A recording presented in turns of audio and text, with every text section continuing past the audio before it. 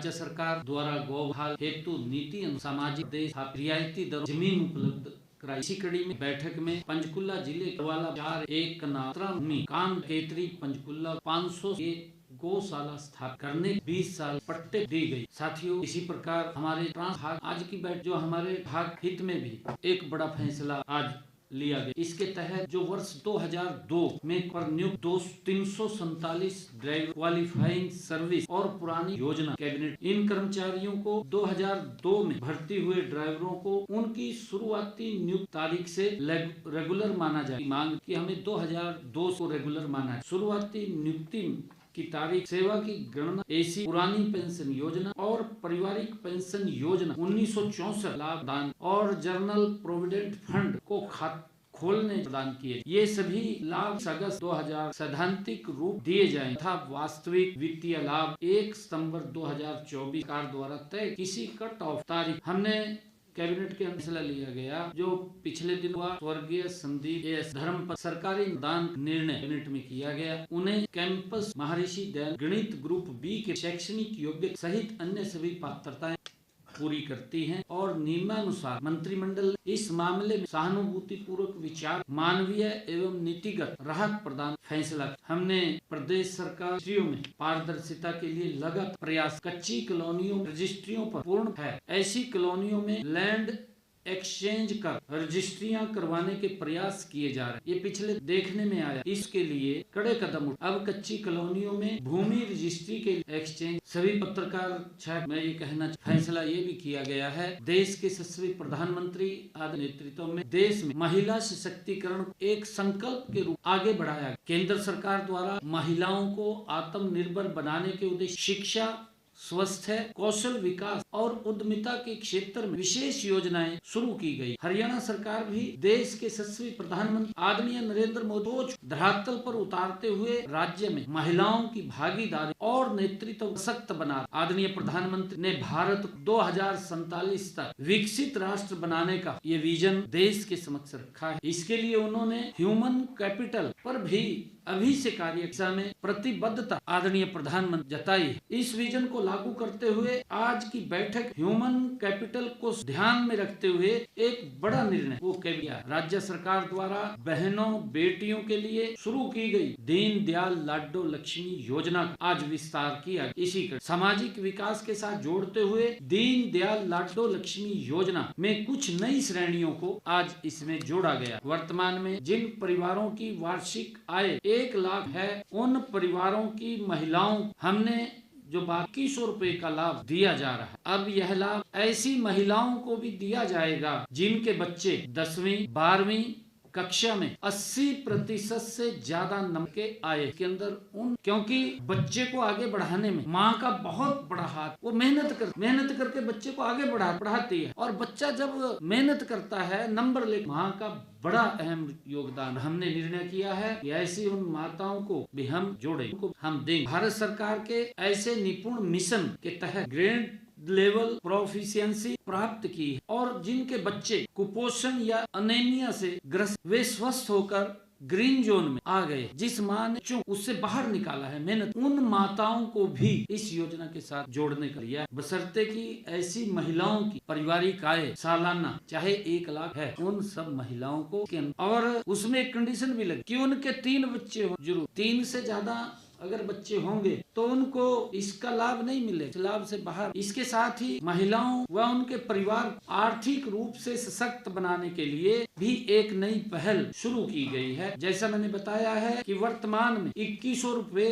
की राशि बहन बेटियों के खातों में सीधी जा रही। अब इस राशि में से हमने ये कि 1100 रुपए तो सीधे महिलाओं के खाते में जाएंगे, उनको सीधे मिलेंगे और 1000 रुपए की राशि सरकार रेकरिंग डिपॉजिट फिक्स डिपॉजिट कराए। इस डिपॉजिट का पैसा ब्याज सहित बहनों के पास को मिले। इसका एक SMS उनके महिला को हर माह जाएगा। अगर लाभार्थी की असामयिक मृत्यु पर उसके नॉमिनी यह राशि तुरंत प्रदान की जाए, यह भी इसमें प्राप्त। और क्योंकि बहनों को कोई भी काम तो उसमें उसको लाभ मिले। इसके अलावा योजना और अधिक पारदर्शी बनाने के लिए लाभार्थी ग्राम सभाओं वहाँ रखा जाएगा। कोई छूट गया है उसको इसमें जोड़ा जाएगा, किसी ने आपत्ति दर्ज कर दी है तो बाहर किया जाएगा। दीनदयाल लाडो लक्ष्मी योजना के तहत अब तक हमारे हरियाणा प्रदेश में 10,255 महिलाओं ने आवेदन किया है। इनमें से 8 लाख महिलाओं सहायता राशि प्रदान की जा रही है। हर रोज लगभग 3,000-4,000 आवेदन करती है। बाकी की वेरिफिकेशन चल रही है। अभी तक सरकार द्वारा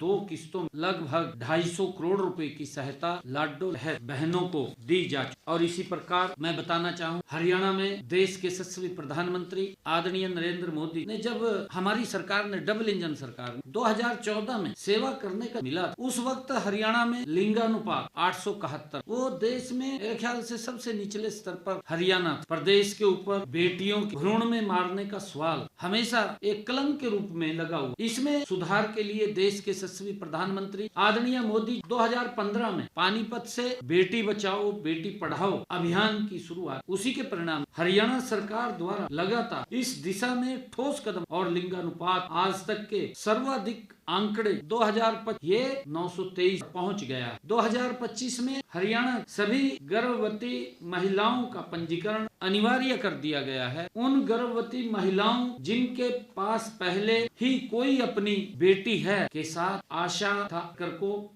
सहेली के तौर पर हमने नियुक्त किया। 2025 में 3 गुना बढ़कर कुल मिलाकर के अब 154 PNT तथा गर्भपात संबंधित रेड की, जिसके तहत हमने एक कार्रवाई करते हुए 41 कमीज चौक तथा 395 गर्भपात केंद्र बंद कराए गए। 2025 NTP एक्ट के तहत 114 FIR की गई, 83 चार्जशीट कोर्ट में दायर। साथियों, जैसा मैंने कहा है कि इस कॉन्फ्रेंस में आप सभी पत्रकार छायाकार बंधुओं का हार्दिक स्वागत, नव वर्ष की हार्दिक बधाई शुभकामनाएं। साथ आपके माध्यम से प्रदेश वासियों को नव वर्ष 2026 बधाई और शुभकामनाएं देते हुए यह नव वर्ष सबके लिए सुख समृद्धि और खुशहाली मंगलमय ऐसी कामना के साथ पिछले 1 वर्ष में हरियाणा सरकार ने हरियाणा में हमने सभी वर्गों और सभी क्षेत्रों के समान विकास के लिए अनेक योजनाएं और कार्यक्रम हमने 3 गुना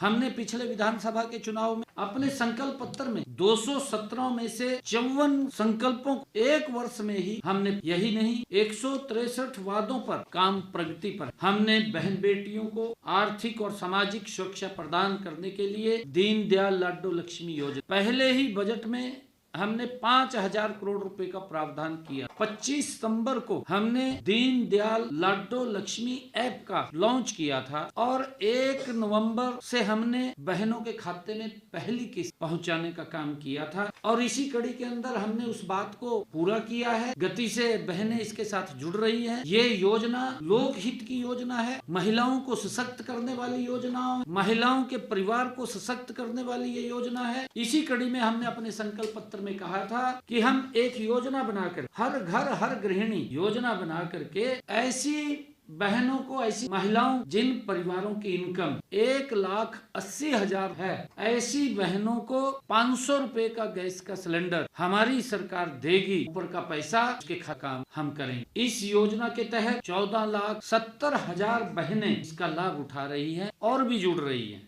जैसे जैसे जुड़ती है उसका लाभ उन तक पहुंच। और इसी प्रकार हमने अपने संकल्प पत्र में कहा, क्योंकि किसान हित हमारी नीतियों के केंद्र में है, हमने अपने संकल्प पत्र में कहा था कि हम अपने किसान 24 फसलों MSP पर खरीदने का काम, हमने उस बात को पूरा किया है। आज हरियाणा देश का पहला ऐसा राज्य है जो अपने किसान 24 फसलें, पूरी की पूरी फसलें MSP पर खरीदने का काम कर रहा है। और इसी कड़ी में अब तक हमने 12 लाख ऐसे किसानों जिन्होंने अपनी फसल मंडी में गेरी, जे फार्म कटा, 48 घंटे के अंदर उसके खाते काम हमारी सरकार। इस कड़ी के अंदर हमने अब तक किसानों के खाते में 1,64,000 करोड़ रुपया हमारी सरकार ने किया है। हमने इस बात को पूरा। साथियों, हमने ये भी कहा था कि अगर किसान के ऊपर कोई प्राकृतिक आपदा आती है तो सरकार उसके साथ कंधे से कंधा मिला। हम ये भी देखते हैं, क्योंकि विपक्ष के पास जिस प्रकार की उनके कार्य थे वो जनता के सामने आते हैं, जनता देखती है कि उनके समय में तो 2 रुपए का चेक, 5 रुपए। 10 साल में अगर